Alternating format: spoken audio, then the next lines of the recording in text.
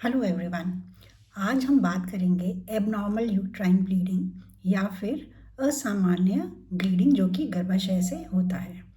अब बहुत सारी महिलाओं को एबनॉर्मल यूट्राइन ब्लीडिंग के सिम्टम्स होते हैं, जैसे कि पीरियड्स में ज़्यादा ब्लीडिंग होना या पीरियड्स बहुत जल्दी जल्दी आना या दो पीरियड्स के बीच में ब्लीडिंग हो जाना या फिर मीनोपॉज हो गया था और उसके बाद महिला को अचानक से फिर से ब्लीडिंग शुरू हो गई। तो अब प्रॉब्लम ये रहती है कि महिलाओं को ये समझ में नहीं आता कि इन सिम्टम्स के लिए डॉक्टर के पास कब जाना है। तो आज हम एबनॉर्मल यूट्राइन ब्लीडिंग के बारे में कुछ आपसे मैं बातें शेयर करूंगी। अब एबनॉर्मल यूट्राइन ब्लीडिंग जानने के लिए पहले हमें ये जानना ज़रूरी है कि नॉर्मल मेंस्ट्रुअल पीरियड क्या होता है। तो नॉर्मल मेंस्ट्रुअल पीरियड में जो ब्लीडिंग है वो 4 से 7 दिन रहती है। जो पीरियड है वो 21 से 35 दिन के बीच में आ जाता है। मतलब ज़रूरी नहीं है कि हर 28 दिन में ही महिला को पीरियड आएगा। विदिन 21 डेज टू 35 डेज अगर पीरियड की साइकिल है तो वो भी हम नॉर्मल लेते हैं। जो ब्लीडिंग होगी वो मॉडरेट होगी, मतलब कि एक पैड महिला को हर 4 से 6 घंटे में बदलना पड़ेगा।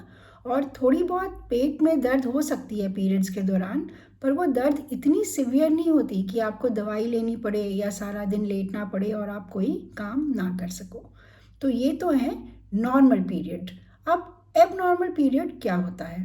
एबनॉर्मल पीरियड वो होगा जिसमें कि ब्लीडिंग जो है वो 7 दिन से ज़्यादा रहती है या फिर ब्लीडिंग इतनी ज़्यादा होती है कि महिला को पैड जो है हर 1 घंटे में बदलना पड़ता है, या बड़े बड़े ब्लड क्लॉट्स या खून के कतले भी मेंस्ट्रुअल पीरियड में आते हैं। कभी कभी महिला को पेट में इतना सिवियर दर्द होता है पीरियड्स के दौरान कि उसको दवाई लेनी पड़ती है और वो कोई काम भी नहीं कर पाती। तो ये भी एक लक्षण है एबनॉर्मल यूट्राइन ब्लीडिंग का। जिन महिलाओं को मीनोपॉज आ गया है और उसके बाद उनको ब्लीडिंग होती है तो ये भी सही नहीं है। और कभी कभी महिलाओं को पोस्ट कॉइटल ब्लीडिंग, मतलब कि सेक्स के बाद अगर ब्लीडिंग होती है तो इसको भी हम एबनॉर्मल यूट्राइन ब्लीडिंग मानते हैं। अब इस एबनॉर्मल यूट्राइन ब्लीडिंग के कारण क्या हो सकते हैं? तो सबसे इम्पॉर्टेंट कारण है हार्मोनल इम्बैलेंस। तो अगर हमारे शरीर में ईस्ट्रोजन और प्रोजेस्ट्रोजन हार्मोन का इम्बैलेंस हो जाता है तो इससे पीरियड्स पे इफ़ेक्ट पड़ता है। और इसका सबसे इम्पॉर्टेंट एग्जाम्पल है पॉलीसिस्टिक ओवेरियन डिजीज़। फिर दूसरा इम्पॉर्टेंट कारण है यूट्राइन फाइब्रॉइड्स, मतलब कि गर्भाशय में नॉन कैंसरस ग्रोथ हो जाती हैं जिनको हम फाइब्रॉइड कहते हैं। और इनके कारण भी मेंस्ट्रुअल पीरियड्स हैवी भी हो सकते हैं और पेन भी ज़्यादा हो सकती है। फिर अगर थायराइड हार्मोन की मात्रा शरीर में ज़्यादा है या कम है, दोनों ही तरह से ये पीरियड्स को इफ़ेक्ट करता है।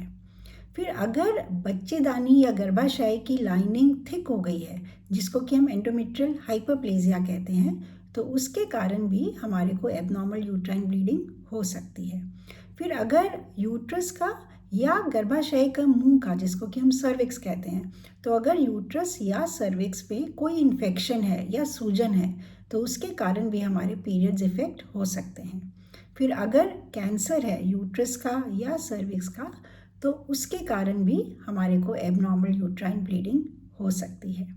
फिर अगर स्ट्रेस है, आपने देखा होगा कि एग्ज़ाम्स के द्वारा जो यंग गर्ल्स होती हैं उनके पीरियड्स इरेगुलर हो जाते हैं या बंद हो जाते हैं, या कईयों को बहुत हैवी पीरियड्स होते हैं। तो स्ट्रेस भी एक बहुत इम्पॉर्टेंट कॉज है फॉर एबनॉर्मल यूट्राइन ब्लीडिंग। और इसके लिए भी मतलब हमें हमेशा ध्यान रखना चाहिए कि something as simple as stress हमारी हार्मोन लेवल्स को चेंज कर देता है और पीरियड्स को इफ़ेक्ट करता है। अब जिन महिलाओं को एबनॉर्मल यूट्राइन ब्लीडिंग है उनको डॉक्टर के पास इमीडिएटली कब जाना है? कभी भी अगर आपका पीरियड इतना हैवी हो रहा है कि आपको पैड हर 1 घंटे में चेंज करना पड़ रहा है तो प्लीज़ इमीडिएटली आपको डॉक्टर को दिखाना पड़ेगा। अगर आपको चक्कर आ रहे हैं या आपको वीकनेस लग रही है तो ये भी एक साइन होता है कि ब्लड लॉस ज़्यादा हो रहा है। तो इसके लिए you have to consult a gynaecologist.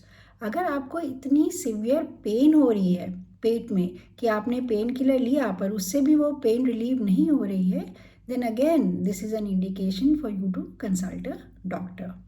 अगर आप मेनोपॉजल हो, उसके बाद आपको ब्लीडिंग आ रही है, मतलब कि अगर आपको 12 मंथ्स लगातार तक ब्लीडिंग नहीं आई तो हम उन लेडीज़ को मेनोपॉजल कहते हैं।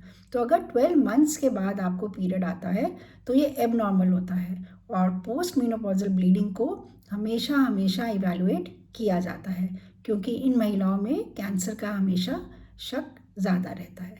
अब जब आप डॉक्टर के पास जाओगे तो क्या एक्सपेक्ट करोगे, आप क्या सोचते हो कि उस डॉक्टर तब क्या करेंगे?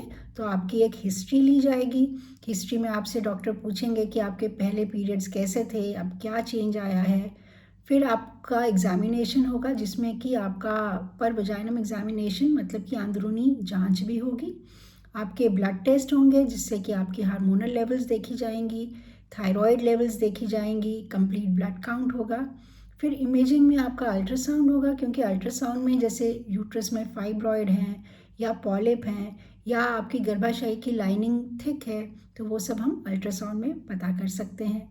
कई महिलाओं की हो सकता है कि गर्भाशय की बायोप्सी भी हो, स्पेशली अगर हम एंडोमेट्रियल हाइपोप्लेजिया का शक है हम लोगों को, या फिर अगर पोस्ट मेनोपॉजल ब्लीडिंग है या महिला 40 साल से ज़्यादा है, तो ऐसी महिलाओं का हम हमेशा एक एंडोमेट्रियल बायोप्सी या गर्भाशय की बायोप्सी भी लेते हैं।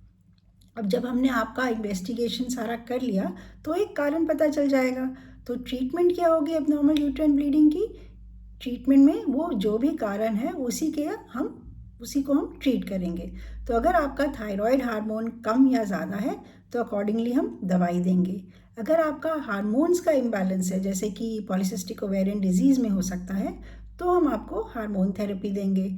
अगर आपके बड़े फाइब्रॉइड्स हैं तो हो सकता है आपकी सर्जरी करके फाइब्रॉइड निकालें, या कभी कभी गर्भाशय भी निकालना पड़ सकता है।